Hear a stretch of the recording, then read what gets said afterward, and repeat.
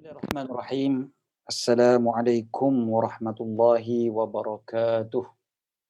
Alhamdulillah, alhamdulillahi rabbil alamin wa bihi nasta'in.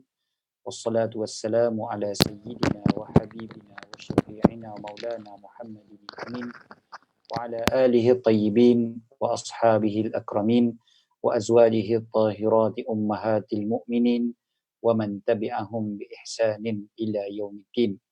Subhanaka la ilma lana illa ma 'allamtana innaka antal alimul hakim. Allahumma inna nas'aluka as-sidqa fil qaul wal ikhlasa fil amal. Allahumma amin amma ba'd. Alhamdulillah, syukur pada Allah Subhanahu wa taala. Allah Taala pilih kita pada pagi ini sekali lagi bersama-sama dalam tazkirah yang dibawakan oleh Dewan Dakwah Majlis Dakwah Negara, dan alhamdulillah syukur pada Allah Subhanahu wa taala, ramai-ramai umat manusia Allah Ta'ala kurniakan kita keberkatan pada waktu pagi ini. So, satu nikmat yang sangat besar yang Allah Ta'ala pilih hanya pada orang-orang yang tertentu sahaja. Jadi syukur pada Allah kerana di kalangan ramai-ramai umat manusia itu Allah Ta'ala pilih kita untuk bersama-sama pada pagi. Barakah maksudnya adalah ziyadatul khair. Kita pernah sebutkan dalam siri-siri sebelum daripada ini. Ziyadatul khair iaitu kebaikan yang bertambah, yang berkembang, yang bercambah, yang berterusan. Itu maksud barakah. Kebaikan yang berkembang, yang bercambah, yang berterusan, itulah dia barakah. Betul, saya tahu kalau kita tanyalah kepada sahabat-sahabat yang sedang menonton sekarang ni, berkat tu apa dia? Dan ramai orang boleh doakan keberkatan seseorang. Dan dia kata, moga Allah berkati kamu. Dan dalam lagu Mahir Zain pun nyanyi barakallahu lakuma, kan, berdasarkan kepada hadis doa untuk pengantin, moga Allah berkati kalian berdua, kan. Kawan kita punya birthday hari ni, ada seorang yang saya wish pagi-pagi lagi, saya dah wish birthday dia, saya tulis moga Allah berkati kamu, kan. So, bila perkataan berkat itu kita gunakan, dan kita selalu hanya guna perkataan berkat ni, kadang-kadang kalau ditanya lah, saya sebut tadi, kalau ditanya kepada semua, apa makna berkat tu, mungkin ada pelbagai jawapan. Kalau saya tanya di dalam kuliah, di masjid, di surau kan, kadang ada 10 jawapan yang berbeza, kadang lebih lagi daripada tu. Lain-lain orang punya penafsiran apa maksud barakah ataupun apa makna keberkatan. Rupa-rupanya kita pun kadang-kadang tak berapa faham perkataan yang kita doakan, perkataan yang kita sebutkan. Kita tahulah berkat tu baik, tapi berkat tu bukan sekadar baik, tapi berkat itu adalah kebaikan tu biar berterusan, biar berkembang, biar bercambah. Kan? Macam kalau kita katakan hari ini hari Isnin memang hari yang baik. Pada waktu pagi yang dikatakan Nabi SAW mendoakan keberkatan pada waktu pagi. Waktu pagi memang waktu yang baik.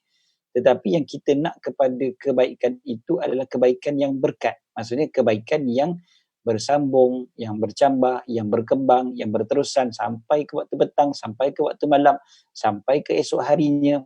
Kan? Maknanya kebaikan itu bukan stop pada waktu pagi itu saja. Tengah hari dah tak baik dah. Petang dah tak baik dah. Allah, kita tak nak macam tu. Kita nak keberkatan, kebaikan itu kebaikan yang bersambung-sambung. Kebaikan yang berkembang-kembang. Dan kerja-kerja kita pada waktu pagi, kerja yang berkat, maksudnya kerja-kerja yang menatijahkan hasil yang sangat baik.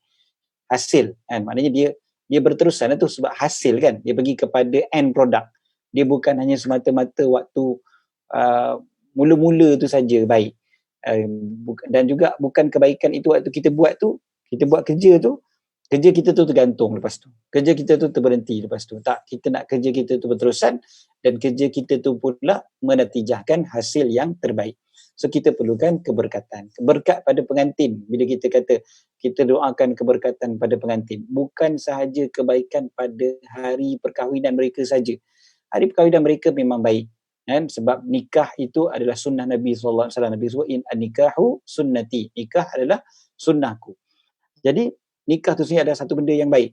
Tetapi kita tak nak baik itu hanya terhenti pada majlis akad nikah saja. Kita nak kebaikan itu berterusan, berkembang, bercambah sampai ke akhir hayat mereka berdua. So itu pasal kita doakan keberkatan untuk pengantin. Maka macam tu juga dengan tajuk kita pada hari ini, keberkatan ilmu. So apa yang dimaksudkan dengan keberkatan ilmu dan bagaimana kita nak ukur ilmu yang kita dapat berkat ataupun tidak? kita perhatikan kepada satu kayu ukur yang mudah. Ilmu kita tu, kita dapat kebaikan pada waktu ilmu tu kita dapat sahaja, ataupun dia boleh berkembang, dia boleh berterusan, dia boleh bercambah. Okay, saya ambil tarifan yang mudah kan. Kita sebut berkat adalah kebaikan yang berkembang, berterusan. Hadir majlis ilmu adalah satu benda yang baik. Semua kita tahu benda tu baik. Tak ada orang yang kata benda tu tak baik. Siapa yang sedang menonton sekarang ni di Facebook, insya-Allah nanti di YouTube kan, boleh tengok di YouTube, insya-Allah YouTube Dewan Dakwah, pakat-pakat subscribe channel Dewan Dakwah Masjid Dakwah Negara ya. Bila kita tengok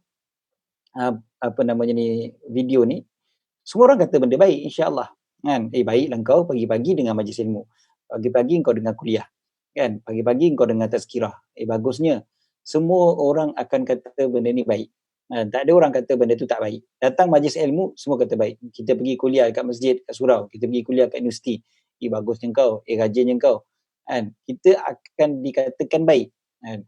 Bahkan bukan sahaja dikatakan oleh manusia baik, malaikat pula naungi kita kan. Malaikat menebarkan sayap. Para malaikat disebutkan dalam hadis, kerana apa malaikat menebarkan sayap kepada orang yang menempuh jalan untuk menuntut ilmu? Kerana ridam bima yasna. Dia rida dengan apa yang dilakukan oleh orang tersebut. Rida. Maksudnya, malaikat pun suka. Baik ni bukan saja pada pandangan manusia, bahkan pada pandangan malaikat yang suci. Malaikat yang suci tu, malaikat yang tak ada kepentingan pun pada kita. Malaikat boleh redha dengan perbuatan orang yang mencari ilmu. Jadi maknanya benda ni memang disepakati baik. Kan? Syaitan pun cemburu. Dan kita tak payah cerita pahala-pahala mengerjakan apa menuntut ilmu dan sebagainya, semua kita tahu. Okey. So maknanya bila kita tahu semua perkara tu dan kita tahu bahawasanya benda ni benda yang baik, dan benda ni memang benda yang bagus, semua sepakat benda ni. Tapi kita juga tak nak baik itu hanya terhenti dalam majlis ilmu saja. Kalau kita dengar tazkirah ni selama setengah jam, kita tak nak baik itu cuma setengah jam. Kalau kita pergi kuliah di masjid, kita tak nak baik itu di masjid saja. Kalau kita belajar di bangku universiti contohnya, kita tak nak baik itu di atas bangku universiti ataupun dalam bilik kelas tu saja. Kita tak nak baik itu kat situ saja. Sebab memang baik, confirm dah baik. Baik itu memang satu benda yang kita dah sepakat. Tapi baik tu setakat mana? Adakah semata-mata dia akan terhenti apabila kita habis menonton? Contohnya tazkirah kita ni, pukul 8, habis macam tu je. Tiap-tiap pagi Dewan Dakwah ada tazkirah. Boleh pakat-pakat follow, pakat like, pakat share dan sebagainya. Subscribe kan, kalau kat YouTube, kat Facebook ni kita boleh share tiap-tiap pagi. Tiap-tiap pagi ada tazkirah. Jangan lupa untuk tonton. Kan? Jadi bila kita tengok tu memang benda baik. Alhamdulillah baik. Sampailah pukul 8 pagi baik. Tapi lepas pukul 8 tu baik lagi tak agaknya? 8 suku, 8.30. Jauh lagi daripada tu petang nanti. Jauh lagi daripada tu esok lusa. Jauh lagi daripada tu minggu depan, tahun depan. Agaknya macam mana? Kalaulah kebaikan itu hanya semata-mata sampai pagi ni saja, sampai pukul 8 saja, rugi tak? Tak rugi. Hadir majlis ilmu ni memang takkan rugi. Sebab kita dah sebut tadi, malaikat pun naungi dan sebagainya, Allah ampunkan dosa. So, memang tak rugi. InsyaAllah tak rugi. Tapi, kurang untung. Untungnya kurang. Untung hanya sekadar setengah jam. Kita nak untung yang berterusan sampai esok lusa, sampai minggu depan, sampai tahun depan. Kan? Jadi, macam mana kita nak dapatkan untung yang sepanjang-panjang tu? Ini yang dipanggil sebagai berkat. Kan? Maknanya, ilmu itu baiknya hanya bukan semata-mata pada waktu kita mendapat ilmu tu, tetapi ilmu itu berterusan baiknya dengan kita dapat amalkan. Kita dapat sebarkan. Kita dapat ajak orang untuk mengamalkan. So, dia prosesnya berterusan. Maka itulah kayu ukur ilmu kita tu berkat ataupun tidak. So, sekarang kita refresh balik. Ilmu yang kita dapat mungkin dah banyak. Saya rasa sahabat-sahabat yang sedang menonton sekarang ni, ya Allah, banyak dah ilmu dapat. Kan? Belajar tiap-tiap hari. Macam-macam benda kita belajar. So, Alhamdulillah, kita dah belajar macam-macam.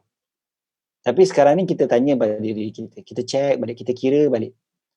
Berapa persen daripada ilmu yang aku belajar, aku dapat amalkan ataupun aku dapat sebarkan? Ataupun ada tak aku ajak untuk orang hadir bersama-sama?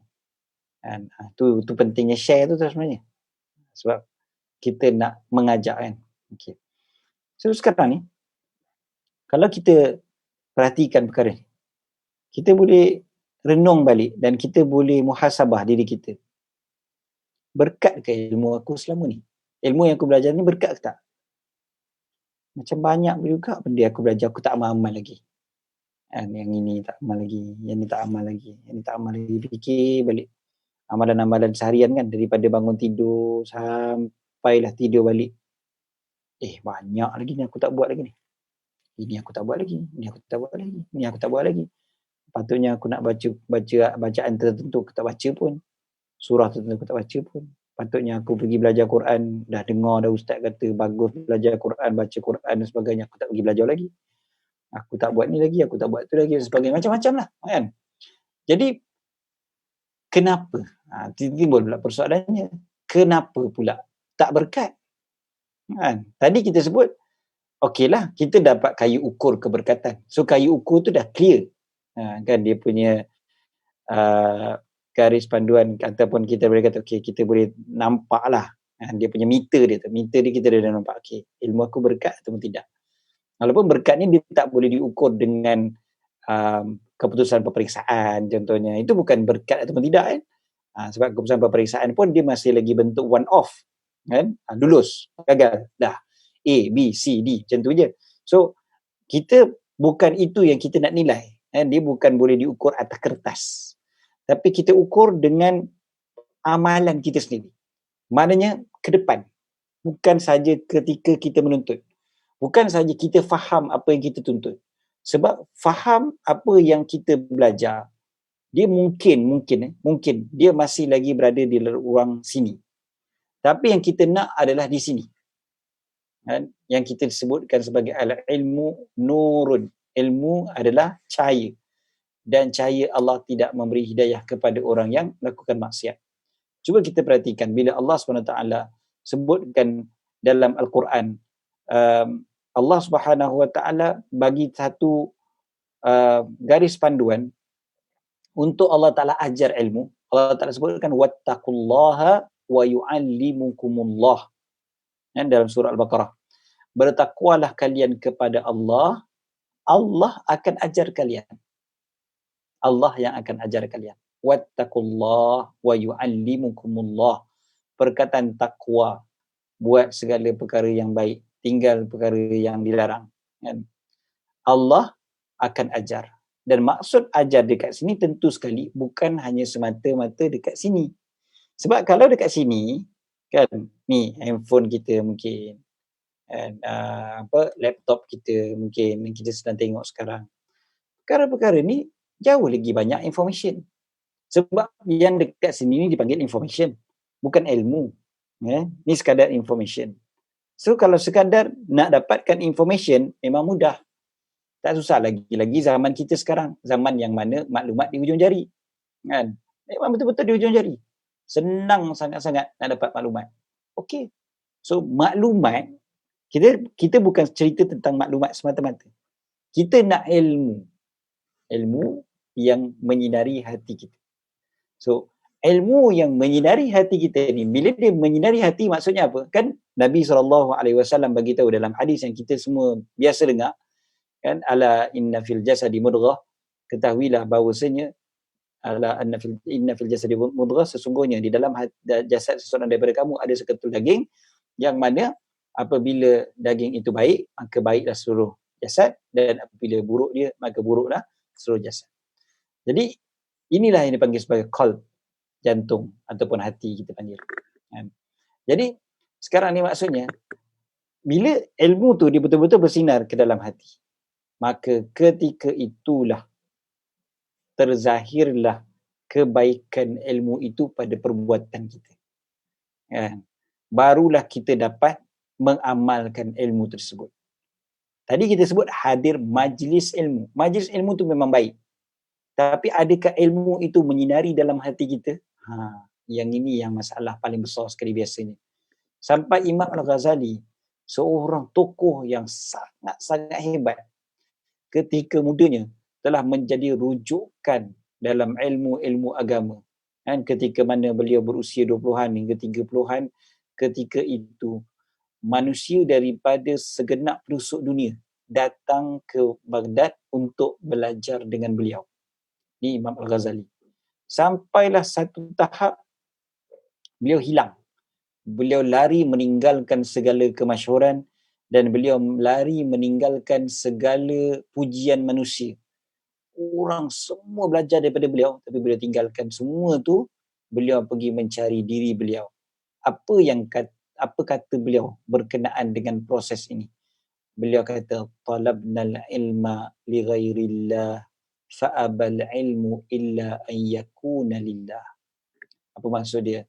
Kami menuntut ilmu bukan kerana Allah, maka ilmu itu enggan. Perhatikan perkataan ni.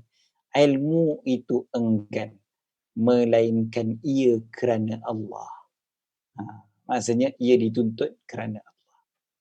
Ilmu tu yang enggan. Dia tak nak. Tak nak apa maksudnya kat situ? Bukannya Imam Ghazali tidak alim. Alim. Beliau sangat banyak ilmu. Kan? Sampai seluruh pelosok dunia datang belajar dengan dia, takkan tak banyak ilmu lagi. Sangat banyak ilmu. Kan? Tetapi beliau kata apa? Fa'abal ilmu illa an yakuna lillah. Ilmu tu enggan, dia kata. Maksud ilmu tu enggan, maksudnya enggan menyinari hati. Menyinari hati. Ilmu tu enggan masuk dalam hati. Kan? Dia masih lagi ada dalam ruang lingkup akal fikiran. Itu semata-mata. So, kalau kita belajar betul-betul perkara ni, ataupun kita renung betul-betul benda ni, kalaulah Imam Al-Ghazali pun boleh cakap macam tu, agaknya macam mana kita? Maka bagaimana ilmu itu enggan menyinari. So, ilmu yang enggan menyinari, maksudnya ilmu tu tidak sampai ke dalam hati dan tidaklah terzahir dengan perbuatan kita. Dekat situlah tanda berkat ataupun tidak ilmu yang kita belajar. Maka salah satu daripada faktor utama untuk mendapat keberkatan ilmu adalah dengan niat yang betul. Dengan sebab yang betul. Kenapa aku belajar? Kenapa aku tengok live pagi-pagi begini? Kenapa aku hadir dalam majlis-majlis ilmu di masjid, di surau, di rumah dan sebagainya? Kenapa? Selalu tanya benda ni. Soalan kenapa tu, soalan yang dipanggil sebagai big why kan. Persoalan kenapa yang paling besar sekali. Itu benda paling penting sekali untuk kita cek kita nak dapat keberkatan ataupun tidak dalam sesuatu. Kalau kita kata kita punya tujuan masih lagi samar-samar, maka kita risau keberkatan itu pula yang kita tak dapat. Tapi kalau kita punya tujuan itu bersih, jelas, maka mudahlah untuk kita mendapat keberkatan. Itu sebablah Imam Al-Ghazali waktu permulaan kitab beliau, kitab Bidayatul Hidayah, beliau fokuskan kepada niat menuntut ilmu. Kau punya tujuan apa dia? Kau cek betul-betul tujuan kau. Cek tujuan kau. Sebab apa dia kata? Bila tujuan kau salah, kau belajar, kau jadi orang alim, kau jadi alim yang jahat. Kau jadi ulama yang jahat. Ulama yang su. Tapi kalau kau belajar betul-betul untuk mencari hidayah Allah, mencari petunjuk daripada Allah, betul. Orang macam kau lah yang akan mendalami lagi ilmu tersebut. Jadi Imam Al-Ghazali bila fokuskan kepada perkara ni, kita nampakkan betapa niat itu sangat-sangat penting dalam mendapatkan keberkatan ilmu. Dan keberkatan ilmu ni banyak lagi untuk kita ceritakan bagaimana untuk mendapat keberkatan. Niat tu salah satu sahaja. Sebenarnya ada banyak lagi sebab-sebab yang boleh menjemput keberkatan dalam ilmu kita, untuk mencari keberkatan ilmu kita supaya ilmu kita itu berkembang, berterusan, bercambah dan sebagainya. Jadi cukup setakat tu untuk pagi ni. Kita doakan mudah-mudahan Allah Ta'ala berkati kita pada waktu pagi ni, berkati ilmu yang telah kita pelajari dan yang akan kita pelajari. Mudah-mudahan Allah Ta'ala memberikan kita manfaat dengan apa yang Allah telah ajarkan kepada kita dan terus-menerus memberikan kita ilmu yang bermanfaat. Aqulu qawli hadha wa astaghfirullahal azim li wa lakum. Bismillahirrahmanirrahim. ربنا انفعنا بما علمتنا، رب علمنا الذي ينفعنا، رب فقهنا وفقه أهلنا وقرابات لنا في ديننا مع أهل القدر أنثى وذكر. رب وفقنا ووفقهم لما ترتضي قولا وفعلا كرما، وارزق الكل حلالا دائما، وأخلا أتقياء علماء، نهضى بالخير ونكفى كل شر. ربنا أصلح لنا كل شؤون، وأقر بالرضا منك العيون، واقض عنا ربنا كل الديون قبل أن يأتينا رسل المنون. واغفر واستر أنت أكرم من ستر. وصلاة الله تغشى المصطفى من إلى الحق دعانا والوفاء، بكتاب فيه للناس شفاء، وعلى الآل الكرام الشرفاء، وعلى الصحب المصابيح الغرر. اللهم اهدنا بهداك، واجعلنا ممن يسارع في رضاك، ولا تولنا وليا سواك، ولا تجعلنا ممن خالف أمرك وعصاك. حسبنا الله ونعم الوكيل، ولا حول ولا قوة إلا بالله العلي العظيم. صلى الله على سيدنا محمد وعلى آله وصحبه وبارك وسلم، والحمد لله رب العالمين. والسلام عليكم ورحمة الله تعالى وبركاته.